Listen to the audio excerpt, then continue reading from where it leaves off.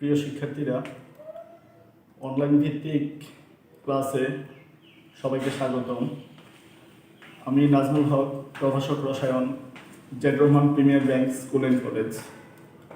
আজকে আমরা যে বিষয়বস্তুটা নিয়ে আলোচনা করব সেটা রসায়ন প্রথম পত্রের 3য় অধ্যায়ের মৌলের পর্যায়বৃত্ত ধর্ম ও রাসায়নিক বন্ধন অধ্যায়ের অন্তর্ভুক্ত।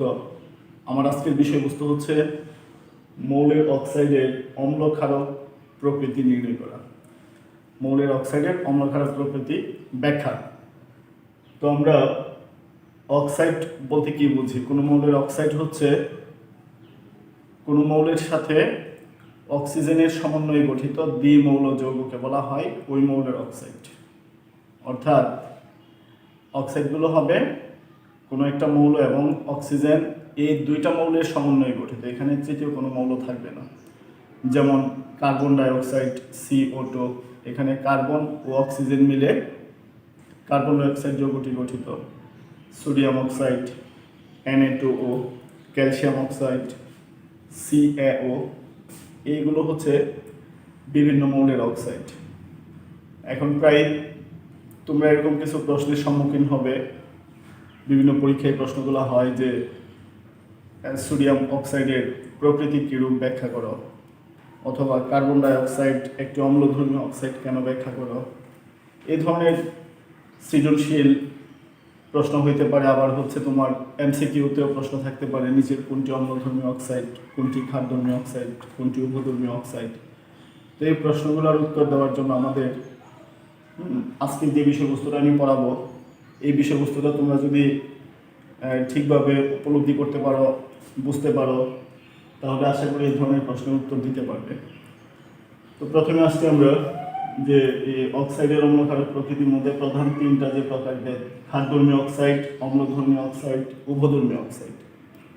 তো আমি আজকে তিনটা অক্সাইড নিয়ে আলোচনা করছি। ক্ষারধর্মী অক্সাইড মূলত হচ্ছে ধাতুর অক্সাইড সমূহ ক্ষারধর্মী হয়। আমরা এক কথায় যদি বলি যে সাধারণত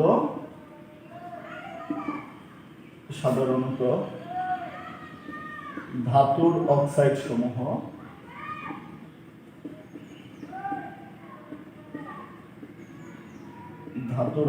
সমূহ ক্ষারধর্মী হয়।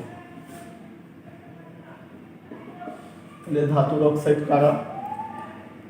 কোনো ধাতব মৌলের সাথে অক্সিজেনের সমন্বয়ে যে যৌগগুলো বা যে অক্সাইডগুলো গঠিত হয় সেগুলো হচ্ছে ধাতুর অক্সাইড। যেমন সোডিয়াম অক্সাইড Na2O, এটা ধাতুর অক্সাইড। ক্যালসিয়াম অক্সাইড ধাতুর অক্সাইড। ম্যাগনেসিয়াম অক্সাইড ধাতুর অক্সাইড। তাহলে এই অক্সাইডগুলো হচ্ছে বিভিন্ন ধাতুর অক্সাইড, ফলে এরা প্রত্যেকেই ক্ষারধর্মী হয়। তো ক্ষারধর্মী অক্সাইডের একটা সংজ্ঞা তোমরা নোট করতে পারো, লিখে রাখতে পারো। এরকম যে ক্ষারধর্মী অক্সাইড বলা হয় যে সকল অক্সাইড পানির সাথে বিক্রিয়া করে ক্ষার গঠন করতে পারে এবং অ্যাসিডের সাথে বিক্রিয়ার মাধ্যমে লবণ ও পানি উৎপন্ন করতে পারে, তাদেরকে বলা হয় ক্ষারধর্মী অক্সাইড। তাহলে দুইটা বিক্রিয়ার মাধ্যমে আমরা ক্ষারধর্মী অক্সাইড সম্পর্কে নিশ্চিত হতে পারবো। এরা পানির সাথে বিক্রিয়ার মাধ্যমে গঠন করবে ক্ষার।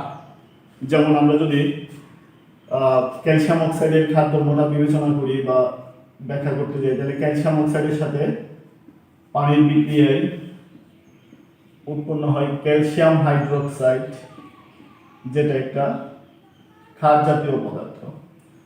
তাহলে আমরা কি পাচ্ছি যে ক্যালসিয়াম অক্সাইড পানির সাথে বিক্রিয়া করে ক্ষার গঠন করে, এটা একটা বিক্রিয়া। আবার ক্ষারধর্মী অক্সাইডগুলো আবার অ্যাসিডের সাথে যখন বিক্রিয়া করবে তখন লবণ ও পানি উৎপন্ন করে। যেমন সেম এই ক্যালসিয়াম অক্সাইডটাকে যখন আমরা কোনো একটা অ্যাসিডের সাথে, যেমন হাইড্রোক্লোরিক অ্যাসিড HCl এর সাথে বিক্রিয়া করব, তখন উৎপন্ন হয় লবণ পানি। লবণটা হবে ক্যালসিয়াম ক্লোরাইড CaCl2 প্লাস পানি। তাহলে এরকম এই দুইটা বিক্রিয়ার মাধ্যমে ক্যালসিয়াম অক্সাইডের ক্ষার ধর্মের প্রমাণ পাওয়া যায় বা ক্ষার ধর্মের ব্যাখ্যা পাওয়া যায়। তাহলে সংজ্ঞাটা আবার আমি বলছি, যে সকল অক্সাইড পানির সাথে বিক্রিয়া করে ক্ষার গঠন করে এবং অ্যাসিডের সাথে বিক্রিয়া করে লবণ ও পানি উৎপন্ন করতে পারে, তাদেরকে ক্ষারধর্মী অক্সাইড বলে। তো এরকম সোডিয়াম অক্সাইড, ম্যাগনেসিয়াম অক্সাইডের ক্ষেত্রে আমরা সেম বিক্রিয়াগুলো করে দেখতে পারি। তারপরে অম্লধর্মী অক্সাইড। অম্লধর্মী অক্সাইডের সংজ্ঞাটা হচ্ছে যে এরা পানির সাথে বিক্রিয়া করে অ্যাসিড উৎপন্ন করবে। অম্লধর্মী অক্সাইড যারা, তারা পানির সাথে বিক্রিয়া করে, যে সকল অক্সাইড পানির সাথে বিক্রিয়া করে অ্যাসিড উৎপন্ন করে এবং ক্ষারের সাথে বিক্রিয়া করে লবণ ও পানি উৎপন্ন করতে পারে, তারা হচ্ছে অম্লধর্মী অক্সাইড। সাধারণত অধাতুর অক্সাইডগুলো অম্লধর্মী হয়। সাধারণত অধাতুর অক্সাইড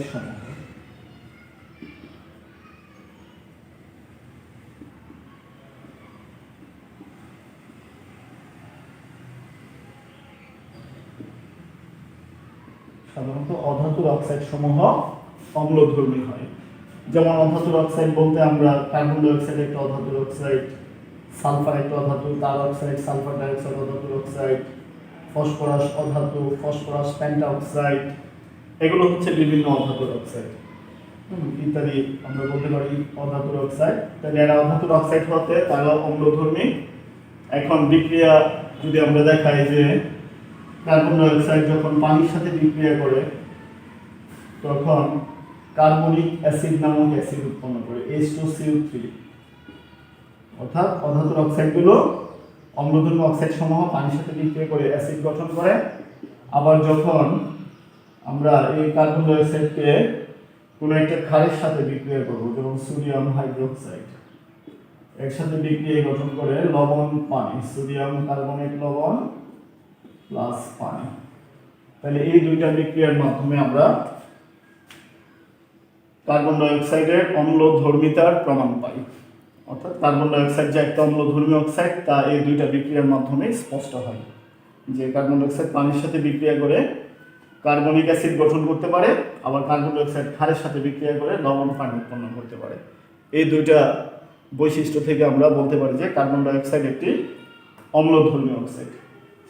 তারপরে যেটা উভধর্মী অক্সাইড, উভধর্মী মানে কি, তার মধ্যে অম্লধর্ম ক্ষার ধর্ম উভয় ধর্মই বিদ্যমান, অর্থাৎ উভয় ধর্মের বিক্রিয়া সেই করে। তাহলে আমরা বলবো যে সকল অক্সাইড একই সাথে অ্যাসিড এবং ক্ষার উভয় রূপে আচরণ করতে পারে তারা হচ্ছে উভধর্মী অক্সাইড।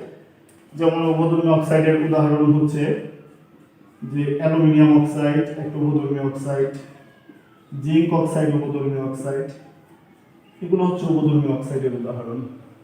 তাহলে এদের বিক্রিয়াগুলো সংজ্ঞাটা এভাবে লিখতে পারো তোমরা, যে সকল অক্সাইড অ্যাসিড এবং ক্ষারের সাথে পৃথকভাবে বিক্রিয়া করে লবণ ও পানি উৎপন্ন করতে পারে তাদেরকে উভধর্মী অক্সাইড বলে। আবার বলছি, যে সকল অক্সাইড অ্যাসিড এবং ক্ষারের সাথে পৃথকভাবে বিক্রিয়া করে লবণ ও পানি উৎপন্ন করতে পারে তাদেরকে উভধর্মী অক্সাইড বলে। অর্থাৎ এরা অ্যাসিডের সাথেও বিক্রিয়া করে লবণ পানি উৎপন্ন করবে, আবার ক্ষারের সাথেও বিক্রিয়া করে লবণ পানি উৎপন্ন করতে পারে। যেমন আমরা যদি অ্যালুমিনিয়াম অক্সাইডের বিক্রিয়াটা দেখি, অ্যালুমিনিয়াম অক্সাইডকে যখন আমরা HCl অ্যাসিডের সাথে বিক্রিয়া করি তখন উৎপন্ন হয় AlCl3 অ্যালুমিনিয়াম ক্লোরাইড লবণ প্লাস পানি। তাহলে এই ক্ষেত্রে HCl একটা অ্যাসিড হওয়ায় অ্যালুমিনিয়াম অক্সাইডের ধর্মটা হচ্ছে এখানে ক্ষার ধর্ম প্রকাশিত হইল। লবণ পানি উৎপন্ন হওয়া মানে এখানে প্রশমন বিক্রিয়া হওয়া।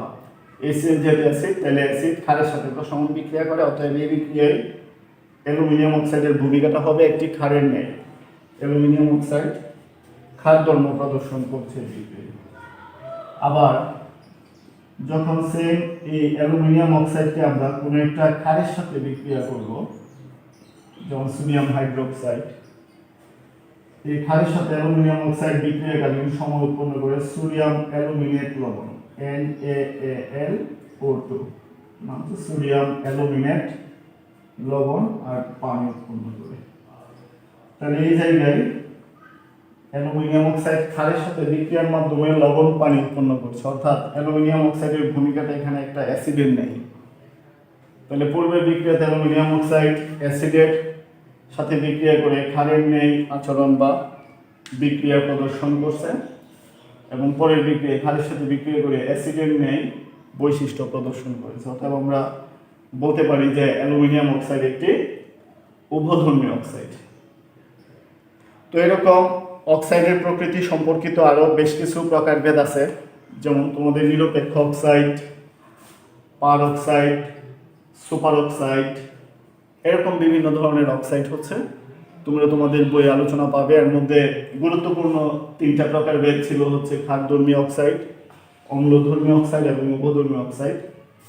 এই তিনটা অংশ থেকেই বেশিরভাগ সময় প্রশ্ন আসে বা বেশি গুরুত্বপূর্ণ বিধে তিনটা অক্সাইড সম্পর্কে আজকে আলোচনা করলাম।